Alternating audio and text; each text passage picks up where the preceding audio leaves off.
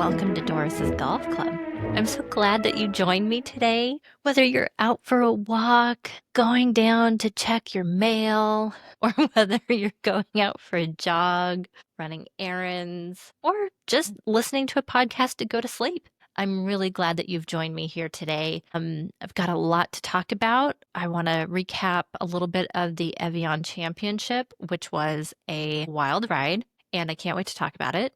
And then I also want to just talk about some of the exciting upcoming things that I have planned and kind of where I want to go with this podcast and where I see some things going in the future. So I'm really glad that you joined me today. All right, I do want to talk about the Evian Championship. What a tournament. Let me start by saying, because I know my brother will ask, let me start by saying Grace Kim was the winner of the Evian Championship, which is our fourth LPGA major of the year. We have one more major coming up in a couple weeks, and that one is the AIG Women's Open, which is in Britain. It's being held in Wales this year, but we had the Evian Championship, which is played in France every year at Evian, and it was our fourth major of the year. We had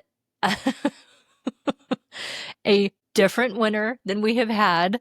So far, still this year, we have not had a repeat winner in any of the tournaments of the LPGA. And that is just, it is so wild. It's kind of crazy that that's happened this year because again, last year we had Nelly Corda, who I think by this time had won 7 different tournaments already in the year. She had won 5 in a row at the beginning of the year. She was really on a hot streak. And so far this year, she hasn't won a tournament. And we have not had a repeat winner so far this year. And sure enough, Evian was no different. Evian was so beautiful. The course just looked gorgeous, overlooking Lake Geneva in Switzerland. The course is really interesting. I had not really envisioned from the pictures that I was looking at, I hadn't really expected all of the fairways to be quite sloped like they all seem to be. Like there were several that were basically the entire fairway had a very strong slope, say from right to left or left to right. And so there were some really interesting angles and positions that the women got in and had to get out of or, hit from. And so it was really an exciting tournament to watch. And the end could not have been more exciting than it was. We had a double 2-hole, or I guess it was the same hole, but a double playoff between Jeeno Thitikul and Grace Kim. So Grace Kim is from Australia and Jeeno Thitikul is from Thailand. And I think coming up to the end, I really did expect Jeeno to win. Jeeno has won a tournament so far this year. She had won the Mizuho Americas tournament earlier this year in New Jersey. And she's an excellent player. She has been up on the leaderboard. She has been, just in contention in most tournaments. So I really expected her to win. But Grace Kim, oh my goodness, she pulled it out and it was done in the most amazing way. So the two of them had ended up, even how they got there was quite amazing, but they ended up tied for first, obviously, at 14 under. And so they went back to the 18th hole for their playoff hole. And the 18th hole is a par 5 and doesn't look like a terribly long fairway. And so they teed off and Jeeno teed off first, had a great hit, right in the middle of the fairway. Grace Kim hit second and hers was a little bit off to the right side, but still not bad at all. The second hit, Jeeno hit up by the green, slightly outside of it, a little bit in the rough. And then Grace Kim's second hit, which she actually hit first because she was a little bit farther back, she hit into the penalty area. And it was a wild, wild hit. So watching it basically it went to the right and there were spectators there. Then there's kind of this creek. It looked like kind of a man-made creek. It had, these stones all around it and this little creek. And then basically the golf cart path, the paved path that was coming off the fairway. So Grace's hit, she hit it over by spectators. So spectators were kind of getting out of the way. And then the ball kind of bounced on the golf cart path and then bounced into the rocks and then into the water. And so immediately, I mean, it's in the penalty area, so she got a stroke penalty, and then figuring out where she's going to be able to drop the ball, but automatically she's one stroke behind. And so obviously that's like the worst possible hit in a playoff that you could have. And it was so sad seeing her face. Like, I don't know if she was tearing up, but it looked like she was about to. She pulled down her sunglasses immediately and like put them on and like walked up to the ball. And I just thought, oh my goodness. I mean, like, it just like the worst hit you could possibly have. So then, Jeeno, I mean, didn't have that bad of a lie where she was, again, slightly outside of the green, but just barely, and just a little bit of rough there. Okay. So then there was the rules official over helping Grace Kim figure out, okay, where did her ball cross the line into the penalty area? Because that would determine where she would be able to do the drop for her ball. Again, her ball was, I don't know, somewhere in the water. So they figured it out. They had really good, of course, we got to see good replay, and because there were spectators and everything had been seen very clearly, it was really clear where her ball had gone out. And so where she got to drop her ball, it was back still behind this creek. So in order, like her view it was kind of looking uphill slightly toward the green and over this creek and in this just kind of random grass. So not a great place, but not horrible, except again, automatically she's a stroke behind. So it's like, okay, so if she gets a decent chip up onto the green, then that would have been, with the stroke penalty, that would have been her fourth hit. And then everyone was thinking, okay, she could par this 18th hole. She can chip up and then she can then par. Okay, that's what everyone was hoping for. And thinking about Jeeno, it's like, okay, so, maybe depending on what she does, I mean, she should be able to birdie the hole because, again, she was only on her, about to hit her third stroke.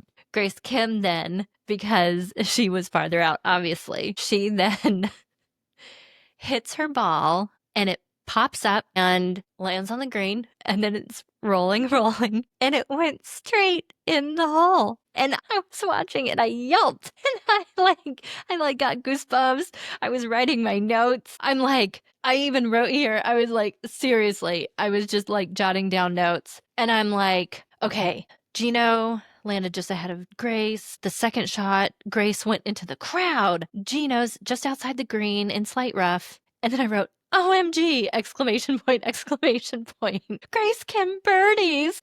I was so shocked, and everyone was shocked, and it was so incredible to see it. So then it was Jeeno's turn, and I mean, I swear, the camera panned over to her, and the look of surprise on Jeeno's face. I mean, I don't think anyone was actually expecting Grace Kim to birdie that. Oh my goodness, it was incredible. So Jeeno then also birdies. She gets onto the green and then makes the putt. And so we have another playoff hole. A second playoff hole. It was incredible. So they go back to the 18th. So Grace Kim tees off first. Beautiful, right in the middle of the fairway. Jeeno tees off, gorgeous, right in the middle of the fairway. And then Grace hits the ball and lands on the green. So gorgeous. I don't know. I mean, not super close to the hole, but on the green, much better than she had done before. Jeeno hits it and hits it almost in the exact same spot as she had the previous time. So it was slightly outside of the green in a little bit of rough, almost the exact same angle. I mean, it was incredible how close it was to where she had been before. Okay, so then they get up there. Jeeno's going to have to hit next. And all of a sudden, the rules official is back out there, and the camera zooms in on Jeeno's ball, and there are ants crawling all over her ball. And so she had evidently landed in an ant pile or something. And so she was out there wondering if she was going to get relief, because if they're stinging fire ants, then she would be able to get a drop somewhere else. I need to look up this rule. The rules official comes up and evidently looks at these ants. I don't know how the rules official knows this, but says then the ants are not fire ants, and I guess they aren't bad enough. I guess they aren't bad enough to be dangerous, or I don't know what the rule is. And so they tell Jeeno she doesn't get any relief. She doesn't get to do a ball drop wherever that would have been. So she has to hit the ball with all these ants crawling all over it. Anyway, so she hits and doesn't make it into the hole, but does, of course, make it on the green. And then so it's up to Grace Kim, and if she can make this putt, again, it's pretty long, probably at least 12 feet, I don't know, away from the hole. And so if she was going to make it, then she would have gotten an eagle and won. And if she didn't make it, then presumably maybe they would both birdie and it would be another playoff. And so I was holding my breath. I just couldn't even believe where we were. And Grace Kim, she had the most beautiful putt, and it went perfectly in the hole for an eagle on her second playoff hole at the 18th. And Grace Kim won the Evian Championship. It was thrilling. When I was at the Chevron Championship and we had that 5-way playoff with 5 women, I mean, it was so exciting. So I can imagine that the people there were just going wild. Anyway, it was a spectacular end to a really great tournament. It was a really fun tournament. I mean, there was all kinds of other stuff that went on. Talk about, the curse of Evian and some issues with Evian itself. Oh my goodness. So the very first day, Charlie Hull had collapsed I think she was on hole number 4. She collapsed and had to be taken out, carted out with the medical cart on a stretcher. She came out later and said that she had a virus and was feeling very sick and had collapsed. She's doing well. It was interesting then to learn that, though, because there were a lot of different women coughing throughout the tournament. You could hear them on the broadcast coughing. And so I don't know if there was a bug going around or what was happening, but yeah, I think a lot of people were feeling under the weather. Then I heard on the podcast, The Mixed Bag, I heard that another crazy thing that happened. So people fly into Geneva and then they have to take a bus from the airport there into Evian-les-Bains, to where the actual golf course is. And evidently one of the bus drivers who was there to pick up a lot of people the bus driver had locked his keys in his bus. And so everyone was just sitting outside the bus with all their stuff and couldn't get in the bus and couldn't be taken to the tournament. And then another crazy thing. So Nelly Korda, she's from America. She's ranked number 1 in the world. When she flew over, not only were her golf clubs lost in transit, but all of her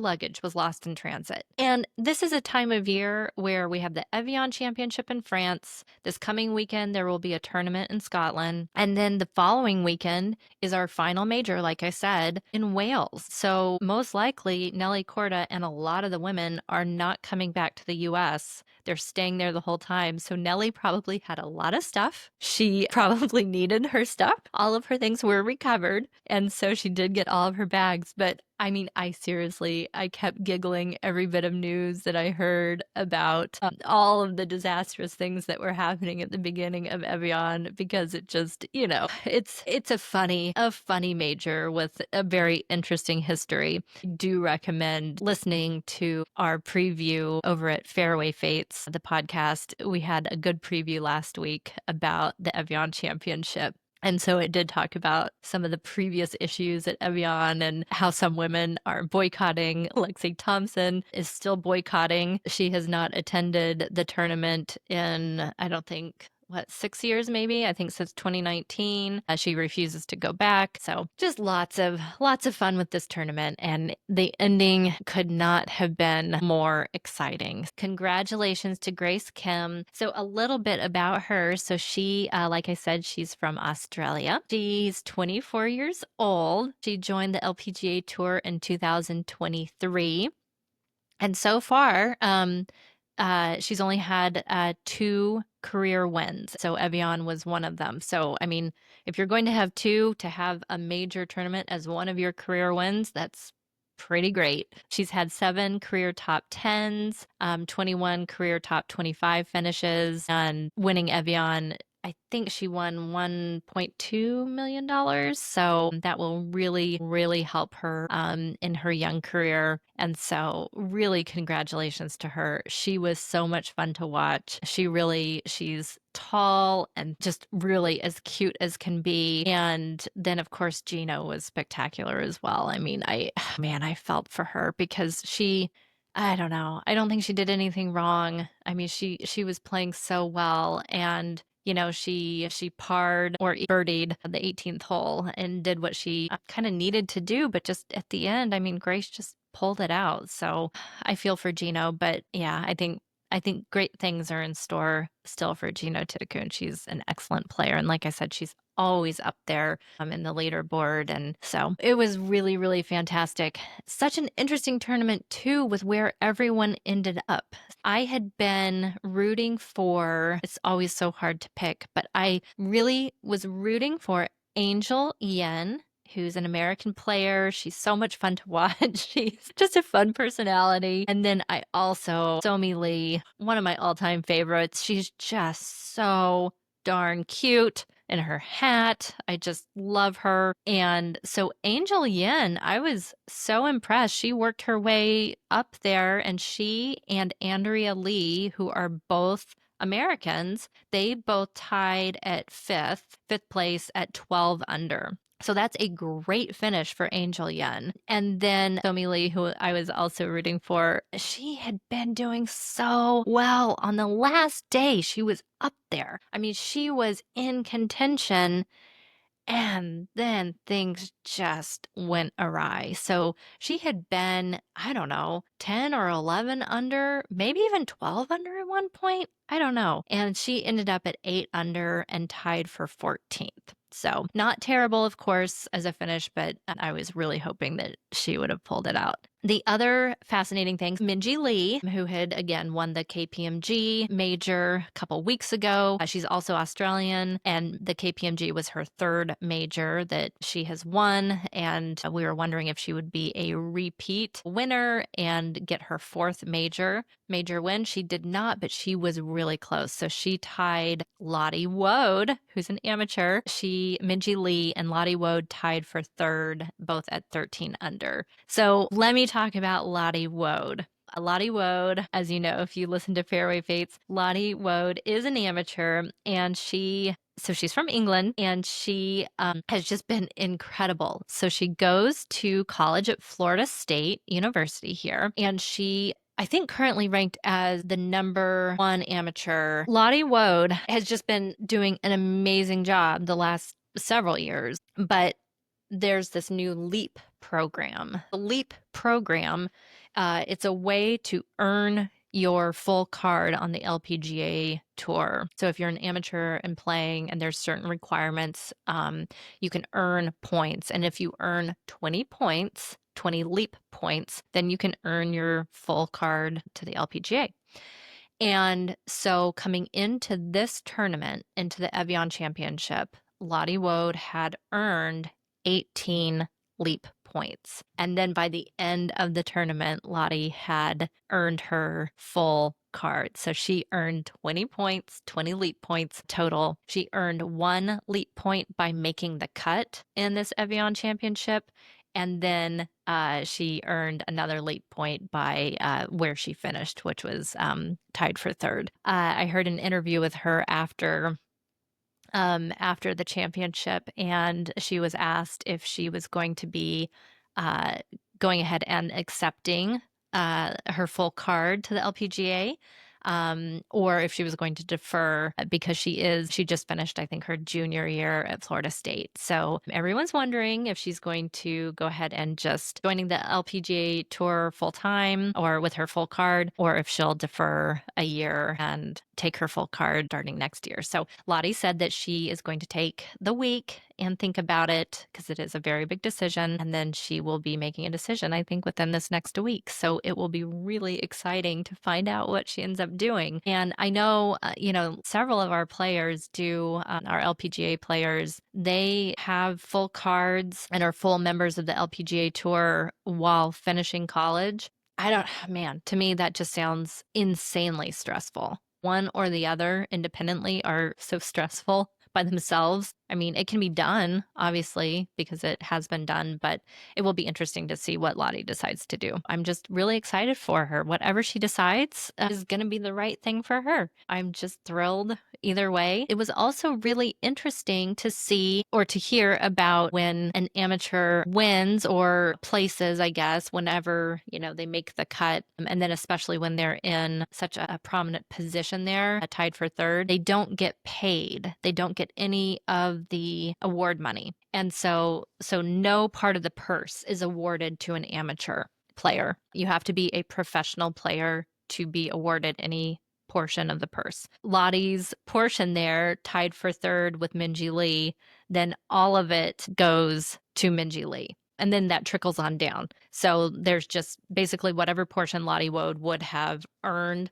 it is put back in and then it trickles down. So anyway, just really interesting stuff. So lots more to see from Lottie Woad. Congratulations to her for earning her 20 LEAP points, and cannot wait to find out what she decides to do and keep following her career and seeing, I don't know, where she goes from here. It's really fun. Another interesting thing, we're always tracking the pace of play issues with the LPGA. They've been doing, I don't know if they've been doing a good job or not as far as actually giving people stroke penalties, or like consistently putting people on the clock, because again, it's hard to find information about it. There have been tournaments, like I said, where like Chevron and Erin Hills, the two that I've been to, where I know that different groups have been put on the clock and then I haven't heard anything afterward. And, it's hard to track down this information. So it's kind of hard to say whether they've been doing a good job with it or not. Anyway, in the Evian, there was a 2-stroke penalty that was assessed based on slow play. It looks like it was Yan Liu from China, and she had been given a 2-stroke penalty on Friday, so the second day of the tournament, and she did not make the cut. Her score though was, I think she missed the cut by more than 2 strokes. And so the 2-stroke penalty was not ultimately what decided her making the cut or not. But I thought that was interesting. Also, it was interesting in this article here in Golf Digest, which is where I read about the penalty being assessed. It does say, so we knew about the 2-stroke penalty for Chisato Iwai that had been given to her at the Black Desert Championship. Chisato Iwai at the Black Desert had missed the cut, had not made the cut, and it was by, I think, 1 or 2 strokes. And so that actually did prevent her from moving on in the tournament. Then I don't remember hearing about these other alleged stroke penalties, but evidently here in Golf Digest, just at the end of the article, it says there have now been 4 slow play penalties since the LPGA policy was released in February. 2 of the 1-stroke variety and 2 were 2 strokes. So, I don't remember hearing about a 1-stroke. Oh, yes, I think it was actually in T-Mobile, the T-Mobile Classic, and I think it was Hira Naveed had a 1-stroke penalty, and that was an interesting, like a match play tournament or something, and T-Mobile match play, I think. And it wasn't until after the fact in some other write-up, maybe it was Beth Ann Nichols' write-up, that had been kind of disclosed, or that was the first I had heard about it. So I don't know here with another 1-stroke penalty. I don't know who got that or where it was. I don't remember it. So that's interesting. I'm going to try to find out more. Again, it's not super easy to find these things out, but I'm just very interested in it because, again, I think everyone's kind of watching. Certainly the PGA, I think, is watching to see I think a lot of people, when the LPGA announced that they were going to have a stricter policy and actually enforce it, I think a lot of people didn't believe they would actually enforce it. I was hopeful that they would, but again, it's hard to know whether or not they are enforcing it or if it is uniformly enforced, because again, there's just kind of a lack of information. So that gets kind of frustrating. But anyway, I thought that was an interesting bit of information there. And then let's see, what else? I think that's about it for the Evian. So I did want to just tell everyone something that I think is really fun. I do want to just talk a little bit about Doris's Golf Club. So I'm, again, very glad that you joined me with Doris's Golf Club. And I'm hopeful that there's just going to be a lot of fun conversations that I get to have in the future. All of this exploration and learning about the LPGA and golf in general has just led me to so many new and really fascinating and wonderful connections. I've just met some wonderful people. I've had such great conversations with people, even friends that I've known for years. When I start talking with them about the fact that I'm learning golf, that I have a podcast about the LPGA, and I start sharing with people, I've been hearing stories from people, like I said, that I've known for years who start telling me about their history with golf or their family or just sharing different stories. And it's been really, really fun to just learn some new things about people I've known forever, learn new things about people that I'm just getting to meet. Anyway, I've just had such a great time and a great experience learning, and I'm not going to stop. There's so, so much to learn. And so I'm going to keep working on meeting new people, hopefully having some really good conversations with people that I want to bring you on the podcast. I'm going to keep trying to learn the rules of golf and hopefully share those, like about fire ants versus regular ants. I don't know. Evidently, there's some rule about that, and I want to know more because clearly that stuff comes up. Anyway, yeah, so I hope that you do join me and follow along and just kind of come with me on this journey. And if you do have any ideas for any podcast episodes or any topics that you want me to research and talk about, or any ideas for guests, I don't know, just let me know. If you do want to let me know, my Instagram handle is Doris Golf Club. So at Doris Golf Club. And then my website is dorisgolfclub.com. And so you can feel free to reach out at either of those places. But I do hope that you will subscribe or follow my new podcast here, Doris's Golf Club. And I hope you do follow. And if you do set it up for automatic downloads, then obviously you'll get every episode, regardless of when I post it, because I imagine I might have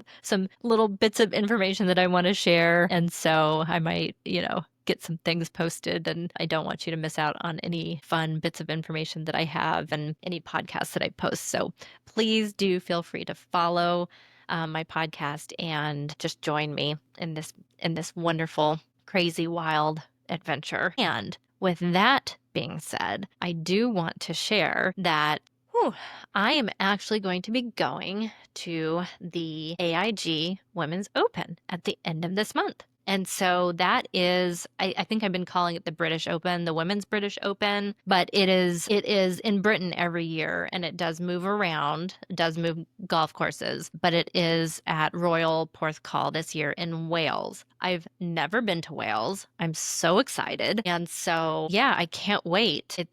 Royal Porthcawl is right on the water. It looks like it's kind of down in the south of Wales. And yeah, they're right on the shoreline. And so it is going to be like full on proper links golf course. And I am very, very excited. I love going to tournaments, and this will be my third major tournament that I'm going to attend. I can't believe it. I do have plans to go to some other tournaments this year that are not majors, but yeah, I'm planning to attend, and so I will be doing little updates from there. I can't wait to share what I am finding out while I'm there, kind of boots on the ground. I'm just really, really excited. So anyway, I wanted to let you all know that and share that really exciting news. And then I also, along those lines, I wanted to let you know on the AIG Women's Open, on their website, they have this section called Hero Message. And I was looking at it. I was actually just trying to find out basic spectator information like I have for the other tournaments. What are the rules on cameras and picture taking and bags that you bring in and I don't know, all those random things. So I was looking around the website. I couldn't really find that spectator information that I wanted, but I found this thing called Hero Message and it looks fascinating.